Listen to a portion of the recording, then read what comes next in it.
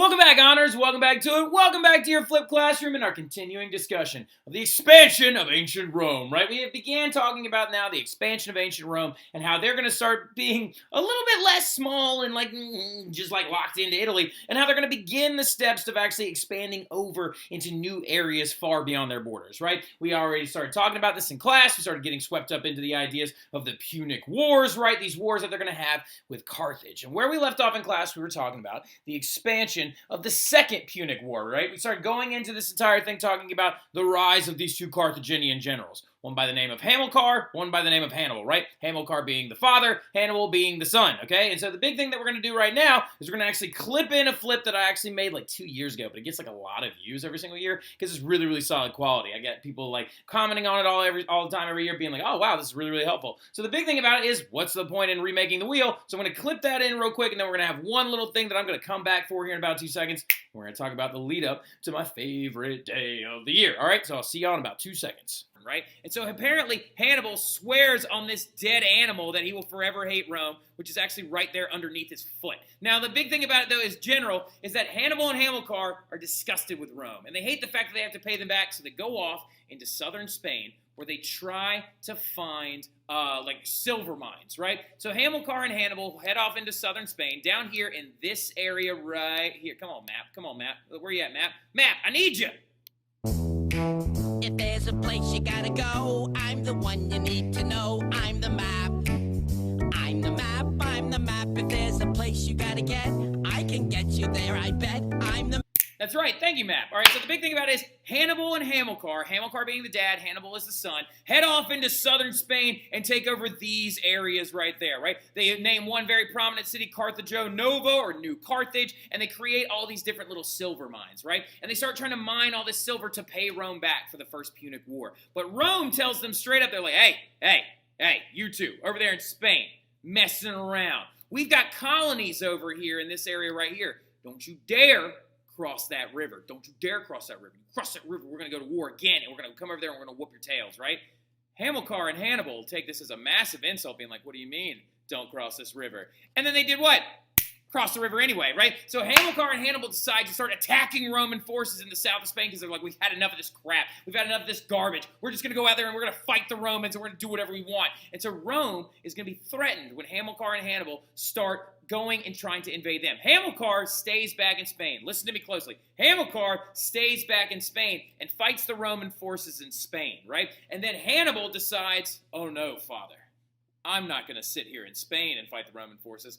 I'm going to march on the city of Rome itself and try to destroy it from the inside, right? Hannibal recruits a massive army of thousands of men and decides that he is going to march over the Alps, those really, really tall mountains that protected Rome in the north, and he's going to show up and march on the city of Rome, right? The thing about it, though, in general, is he even brought elephants over the Alps, which is bananas. He apparently brought 38 elephants over the Alpine mountain range, which is crazy. Can you imagine taking 38 elephants over frosted mountains and stuff like that?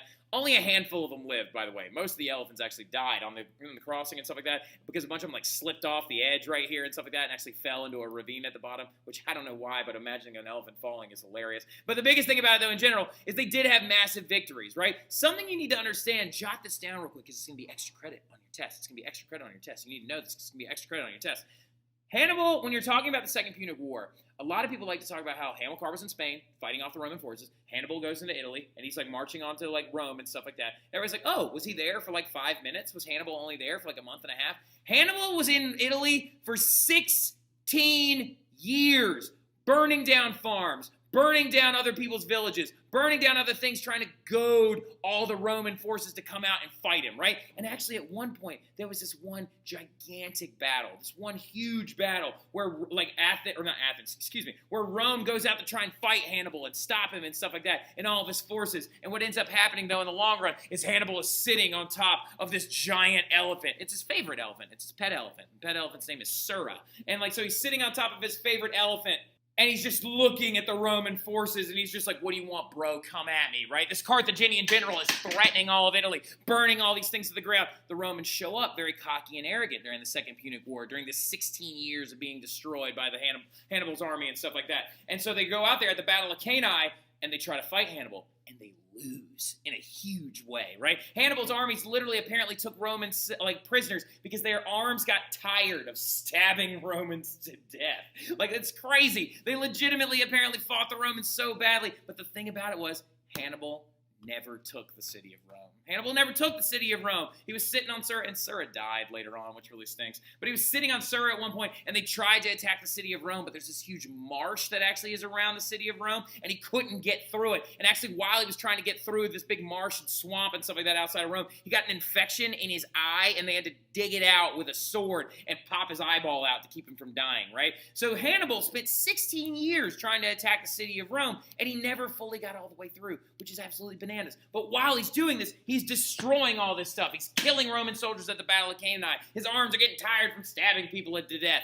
And then, a stroke of genius.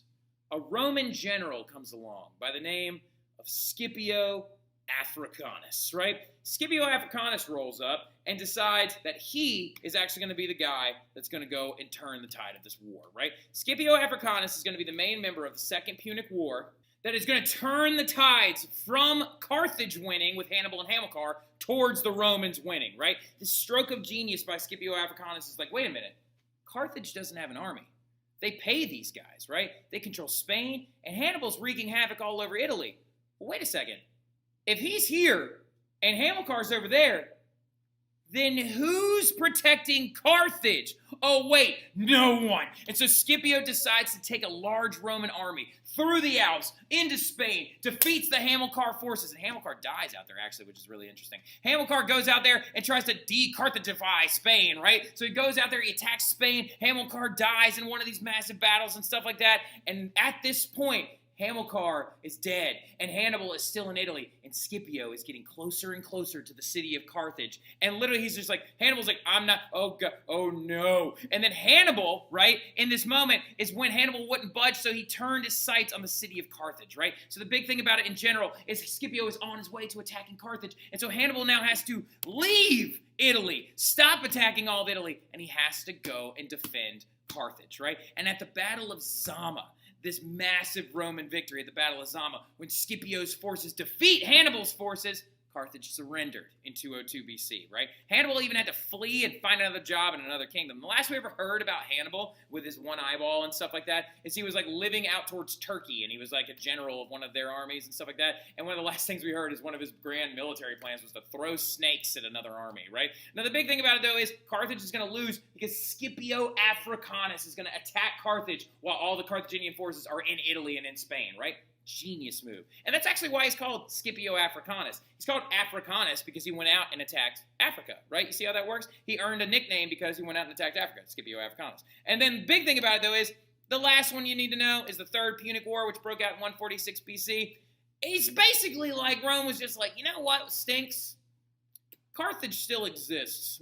So they're like, let's go destroy them. And so Scipio's grandson goes off and destroys Carthage, like burns it to the ground, wrecks it completely and stuff like that, and decides to burn it into ruins, right? There are ruins of Carthage still left that were popping up around, but according to the story, is Rome even actually went out and decided to salt the land of Carthage to prevent anything from growing, right? Now, an interesting little fact about this is that when you salt the land, it makes it so nothing will ever grow there ever again, which is like a giant Roman screw you for the rest of eternity. They're like, you know what, Carthage, nobody likes you anyway, and they decide to salt the land and destroy everything that they held dear. But the thing about it in reality, it would be borderline impossible to salt all the lands of Carthage. So what Romans would usually do whenever they declared war is they would bring a piece of the land of Carthage into the Roman Forum. They would literally have like a square of grass from Carthage. They would put it in the Roman Forum. And they'd be like, we declare war on Carthage, and they'd stab it with a spear. And then apparently in a ceremony, they salted that little piece of land, right? Like, so like now,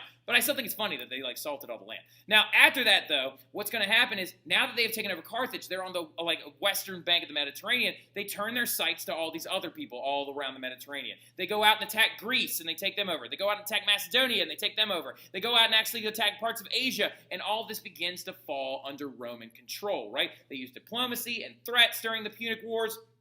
But the big thing about it in general is that the Punic Wars set up this model for Roman conquest, that they're going to expand and grow very, very rapidly, right? Now, the thing about it is, after that, the Roman Republic would be divided up into provinces, and a governor would be appointed to rule each one of them. The people of the new provinces had to pay taxes to Rome, and a lot of them were taken into slavery, right? So something that you need to focus on really quickly when we're looking at this gigantic empire, right? All the people that lived here were known as the Gauls, right? All the people that lived here were the Visigoths. All the people that lived here were the Carthaginians, Egyptians, all this stuff later on. Every time that Romans would take something over, they would bring these people back into Rome as slaves, right? So Visigoths were being brought into Rome as slaves. Gauls were being brought into Rome as slaves. Carthaginians were being brought into Rome as slaves. The Greeks were being brought into Rome as slaves. As a very special kind of slave, they were actually used as tutors for their children and stuff like that because Greeks are smart. So they were like, oh, teach my kid how to read, dum-dum. The big thing about it, though, in general, is they started bringing them all into indentured servitude and slavery, right? And so what's happening is we now have a lot of major effects of Roman conquest, right? Because of this, we got problems that are popping up in the late Republic period because of all this conquest, right? So Rome has taken over Carthage. They're now gone. Hannibal and Hamilcar, both now dead, right? And we're moving forward. But the thing is remember, Hannibal was in Rome, or in Italy, for 16 years on the back of an elephant trying to destroy the place. So we're going to have some issues, right? Some big issues include the fact that, first and foremost, a lot of people are dead, right? So, like, a lot of Roman soldiers are dead, right? Remember at the Battle of Cannae, the Hannibal, just his arms were getting tired from stabbing so many Romans that he took prisoners, right? So you got a lot of manpower lost, right? Lost many soldiers during these wars of expansion. And a big thing about that is that men in Roman society had a lot more rights than women, and women weren't allowed to own property in Rome, right?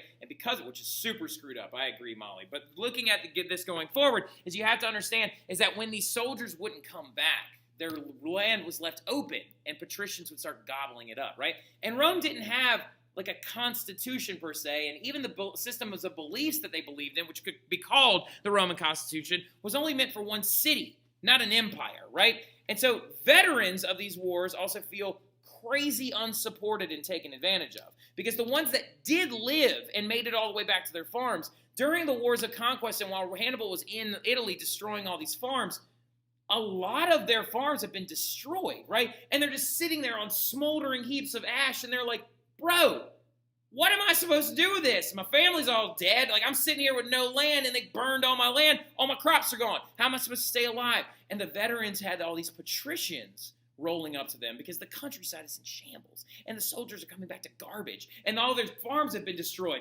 And the thing about it is what's happening is Rome is not taking care of its veterans, right? This is a problem in our society even to this day. Is taking care of veterans is very, very important, but it's something that we do not do well enough, right? And the big thing about it in general, though, is that these veterans in ancient Rome are coming home, and their farms are destroyed. Their families are dead. They have no way of making money, but then who's slippering up a little bit? Some people are showing up wanting to make some money off this, and these patricians are coming up to these plebeian soldiers being like, oh, I'll buy your burned down farm from you, but I'm not paying full price. I'm paying a small amount. And the veterans have to take it. They have to take this money, and they start flooding into the cities, trying to find work and stuff like that. And so the cities are becoming overcrowded, and it's really, really disgusting there. And there's no work or labor that's actually there for them to find. And they're just showing up, and they're just like, I gotta buy work. But what this is going to lead to is a lot of these veterans are mad. And they're very, very upset, right? They're super, super upset. Just like Darius was upset, these veterans are super upset after these wars because they're like, I am a Roman soldier. The only reason Hannibal is gone is because of people like me. The only reason Carthage is destroyed and salted is because of people like me. The only reason that we took over all this stuff is because of people like me, right? But you're not helping me. You're taking my land. You're buying it for nothing. I'm now in a city trying to find a job, and I'm working as a launderer, and they, literally, Romans wash everything in human pee. So literally, that's the job he now had. He once had a farm, and now he's being taken advantage of. What's going to happen, though, is some of these generals that used to lead them are going to see this as an opportunity to take some power, right? And so you're going to see civil wars breaking out all over the empire, right? You're going to see rogue generals leading some of these mad veterans against other groups of Roman generals and having a bunch of civil wars, which are further destroying the society in and of itself, right? So we've got a lot of dysfunction in Rome right now. All this land that's been acquired by Rome is really messing them up. It's messing them up in a big way because they're like, how are we supposed to fix all this stuff? And wealthy Romans, as they began buying up the land for no money, veterans are finding little or almost no work for care. They're being considered goaded into going out and fighting civil wars. You're going to see the rise of two very important figures in Roman history that are going to change the tides of how everything is going, right? Now, I need you to do me a favor. Write this down as a really big, intense title. Write down Rise, R-I-Z-E, not Z-E, R-I-S-E, of the, and then write these two brothers, right? These two brothers rise up to try and fix life for the veterans to prevent some of these civil wars from happening, right? And so here we go. It's Rise of the G-R-A-C-C-I. G-R-A-C-C-I. The Gracchi, right? The Gracchi refers to the Gracchus brothers, right? And so these two dudes pop up in Roman history with the intention of trying to fix life for the veterans and prevent some of these civil wars from going down, right? So the very first one that pops up, who's super important, is Tiberius Gracchus, right? Tiberius Gracchus, who, first and foremost, when we're looking at his titles, he's a plebe. He is a plebeian man who has a very, very, very good wealth and money, who is educated and gets elected as a tribune, right? And he shows up and he starts making waves in Roman society. He rolls in and he's like, you know what? It's disgusting the way that we take care of our veterans. We should be taking land from wealthy people and giving it to the veterans because they deserve it. And the only reason Rome is so great is because of these men, right? He financed a bill to help them out. And all the votes start flooding in for Tiberius Gracchus to go out there and help these Roman veterans. And guess what happens? The senators are going to roll up and be like, wait. That's our land you're talking about taking and giving to these veterans. That's our stuff you're talking about taking away and giving to them. We don't like this idea. So what's going to happen is as Tiberius Gracchus is getting elected to the tribunate for a second time in a row, he's walking all the votes back that are actually, because he's advocating for these veterans, he's walking all the votes back that have all the votes that are actually voting for him in this big jar, and then literally a bunch of senators jump out from behind a trash pit, grab pieces of chairs, and they beat him to death with chairs, like off of a trash pit. Pieces of wooden stools, right? So wait a minute. The senators have just murdered somebody. But are they charged for a crime?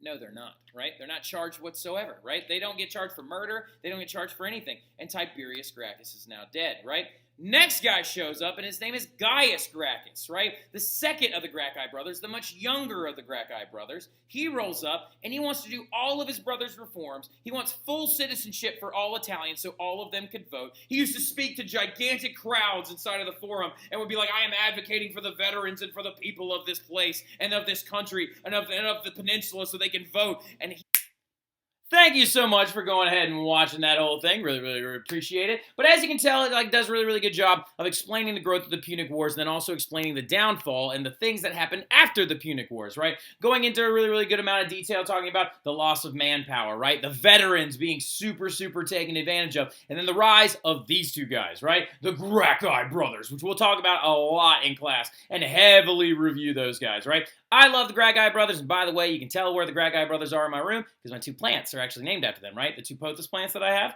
So, really, really big thing about it, though, is I've got the one right over there on the left side, and that's Tiberius, and then the other one right on the right side is Gaius, right? So, the big thing about it, though, is we now have to talk about kind of the aftermath of these two brothers and what's going to be happening leading up to my favorite day in class, right? So, what we're going to actually start talking about is the rise of a very certain person that I don't even want to say his name yet because I don't want to get too excited, all right? So, now, look, getting into it, though, we are now going to talk about what happens after the rise of the Gracchi brothers. These two plebeian brothers that rise up and start discussing about how veterans and the poor of Rome need to be actually taken care of. Well, we know, actually, as we can tell right now, is that the Senate is seeming like they're becoming a very murderous group, right? They're starting to get really, really involved in the taking of life and the destroying of political outcries and things like that. They literally beat Tiberius Gracchus to death with wooden chairs. That's absolutely ridiculous, right? And then on top of everything else is that Gaius Gracchus is actually going to be declared an outlaw by the Senate. And also, really, really quick thing, where it says he was killed in cold blood by the Senate, that's actually not true, all right? He actually killed himself, right? I said Gaius Gracchus actually kills himself whenever the Senate declares him an outlaw and wants to have him arrested after a bunch of his followers stabbed a guy to death with a pencil, right? So the thing about it, though, is they were like, oh, Gaius Gracchus told his followers to go stab that guy with a pencil. We must arrest him because he is now a public enemy of Rome.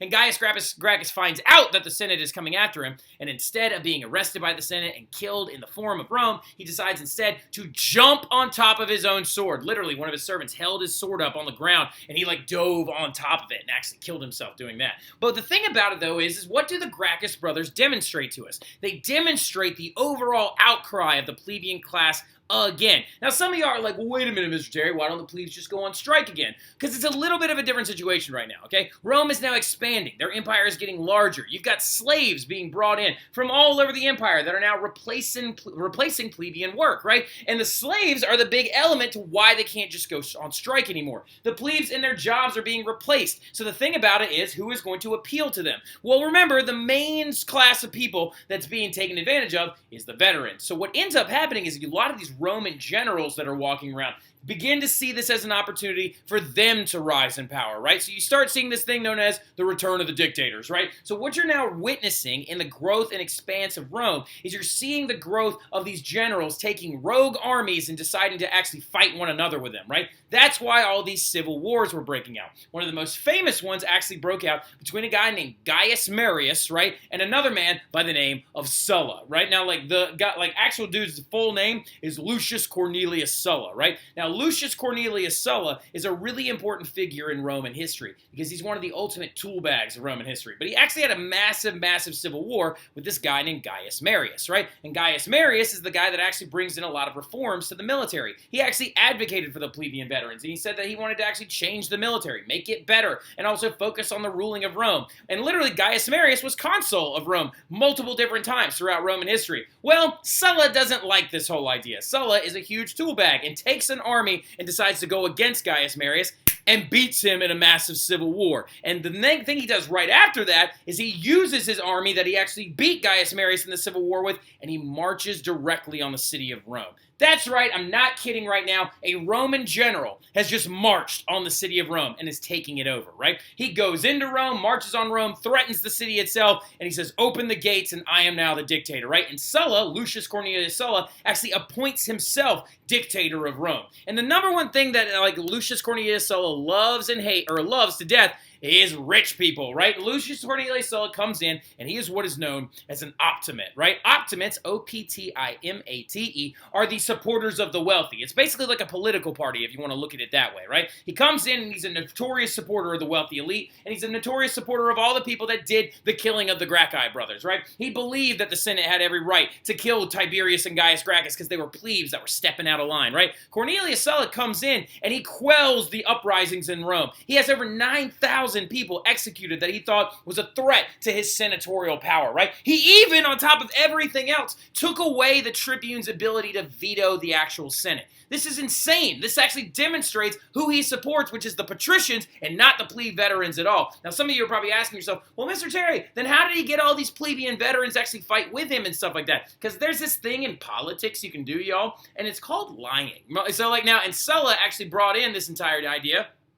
And also, he literally takes away the rights of poor people all the time. He takes away the right of assembly to vote. He takes away a lot of their different powers. Strips the tribunes of their power as well. And also, he has a nemesis running around. So interesting little fact about Lucius Cornelius Sulla. He's got two guys, one that he hates and one that he likes, right? The one that he likes is his little assistant, right? So his little assistant that's there with him all the time in battle, right? His second-in-command military leader, who is a patrician himself and an optimate as well. He's got a very famous name. His name is, like Pompey, all right? P-O-M-P-E-Y, all right? Pompey is the right-hand man of Sulla that literally was so intense and so all about what Sulla believed in, which is like crushing revolts in the Roman Empire and destroying any rogue kingdoms that broke away, that cities and villages that saw Pompey coming would quell in fear because they were nervous that literally he was going to have people executed, had their children killed, and burn the village down, right? And so Pompey got his own nickname. They called him Kid Butcher, right? And Sulla loved this guy, right? Loved him to death. He was like, these are the kind of men that we want ruling over Rome, the patricians, the wealthy, the elite. There's this other dude, though, that he absolutely hates, right, who we'll talk about a lot tomorrow in class, who he actually tried to marry his daughter, right, who's a patrician as well, but he's a notorious supporter of the actual plebes. He loves the veterans. He wants to help them, and he's actually a politician in the like of Gaius Gracchus and Tiberius Gracchus. Oh, by the way, other fun fact about this guy that Sulla absolutely hates, He's the nephew of Gaius Marius. The same guy that he went to war with in a massive civil war, this man is his nephew, right? And this dude is always trying to help the veterans out, and he wants to do more for them. So literally, he said to this guy, if I ever catch you around Rome, if I ever catch you trying to marry my daughter again, I'm going to have you killed, and it is not going to be pretty. So the dude actually has to leave and flees and runs away. And Sulla is a massive jerk, right? Like, he actually demonstrates to us that what's going to happen is that Rome could easily fall under the control of a ruling dictatorial class, right? And it's showing us that the Republic doesn't have a lot to actually do to stand up against these people who could march on Rome at any time, right? And the thing about it that we're getting into it a little bit later is there will be a bunch of guys that march on Rome, all right? And the last one that actually does is a man by the name of Augustus, who we'll talk about, who becomes the very first emperor of Rome, right? Or the imperator of Rome. The thing about Sulla, though, on top of everything else, is he does do a lot of stuff, and he actually is in power for quite some time. He then resigns his dictatorial actual role, and then he retires to his villa. Now, he would make frequent visits to the Senate all the time, and apparently what happened to Sulla in the long run, though, is one day in the Senate he was yelling and screaming at somebody, and a blood clot in his liver hemorrhaged, and he literally drowned in his own blood and was gurgling to death on the marble floor. But now that this man is dead, that means that someone else can come back to Rome. And it's going to be time, when I see y'all again in class, to talk about one of the greatest figures of all time. I cannot wait. I'll see y'all soon.